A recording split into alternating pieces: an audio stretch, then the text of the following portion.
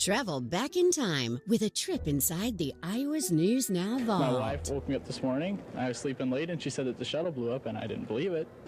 And I looked up, and there was the fireball, and it took a while to sink in because, you know, not a lot's been happening with the shuttle. It's pretty routine. Shock, just terrible shock. I just went blank. When I first heard it, I thought maybe it was some sort of a joke, like, you know, and there was going to be a punchline, and it was not true, and then I was just real sad. Oh, man, kind of astonished, I guess, or really beat up over it. I don't know. Can't hardly believe it, can you? Children at St. Pius School in Cedar Rapids were among the millions of students who had a special interest in this shuttle mission. They watched the live broadcast of the launch this morning and continued to watch as their excitement turned to stunned dismay. Many felt compassion for the member of the shuttle crew they felt they knew, New Hampshire teacher Krista McAuliffe. I feel sorry for, like, her husband and her kids and the students. I thought it was a tragedy. The first teacher didn't make it up there. It was definitely a huge shock for everyone, particularly when it's another educator and for the kids another teacher. Mike Welsh was one of the thousands of teachers across the country who applied for the shuttle seat Krista McAuliffe sat in today. So is Dave Katoy. I got to stay here. I guess that's kind of fortunate today.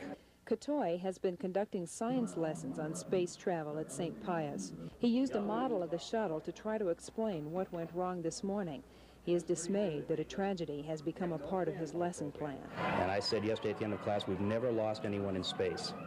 And today, it all changed. So I'm not sure exactly what we're going to do tomorrow for space travel study, but we'll certainly talk about this some more. I couldn't believe it because, I mean, I wanted to be the first kid in space. And when I saw that, I go, oh, no way. Amazingly, some of these children who saw 7 Americans die on live TV feel this one tragedy should not spell the end of the space program. If they got the shuttle up once, they can get it up again. I think they should wait for a while and then see what happens. Do you think they should someday try and take another teacher in space? I think they should. But the real impact around here is sort of a personal one because... On 2 Action News at 6, Dr. Louis Frank, a physics and astronomy professor in Iowa City, explained the loss felt by his department. Frank and his colleagues have worked closely with NASA in recent years on the Plasma Diagnostic Package, or PDP. It's an instrument which has flown into space aboard the shuttle to measure plasma, which flows over the spacecraft in flight. Frank says the PDP probably will not be deployed again for 3 years, but he says another big University of Iowa project, Galileo, will be directly affected by postponement of shuttle flights, which will result from today's explosion. Go to Jupiter. And there's only a few-week interval in May in which we can launch this Galileo spacecraft, as it's known, to Jupiter. If there are no launches in May, then we'll have to wait 13 months or into next year. I've lost a friend and a colleague both today. Lori Getch was a contender for the chance to become the first teacher in space. She met Krista McAuliffe last summer when the two were asked to interview for it. They became good friends. Today, in her Mount Pleasant classroom, Getch tried to find something positive in the terrible event she witnessed on TV this morning.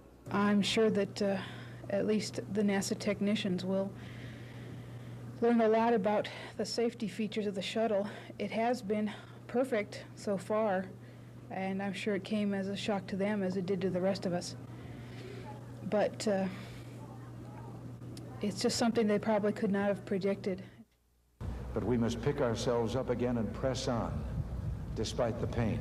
The words of President Reagan rang true for dozens of Jefferson students and for many of the 15,000 attending the outdoor ceremony at the Johnson Space Center in Texas. We are reaching out, holding hands, and finding comfort in one another.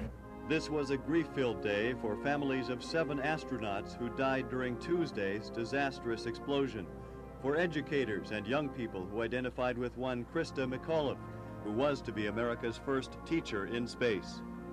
I think it's really sad. You keep hoping that just maybe, they're going to find him or something, even though deep down inside, there isn't really any possibility.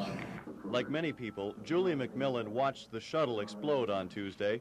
Today, she and her classmates watched people in pain and military symbols of the loss. Everybody's a part of it. It's just 7 people only died, but really it's they went up there as Americans, and since I am an American, it does concern me. I think it was important for the students to see how the nation was coping with this. Media specialist Sharon Miller watched the coverage, too. We watched it happen as a community, and now I think it's a way of a kind of catharsis as a community, a school community, to watch it together this way. The students here at Jefferson and at schools across the country will never hear Krista McAuliffe teach from this lesson plan. Still, after Tuesday's tragedy and today's memorial service, they're learning about something greater than the space program, about life, death, and how a nation copes. John Okerstrom, 2 Action News, Cedar Rapids.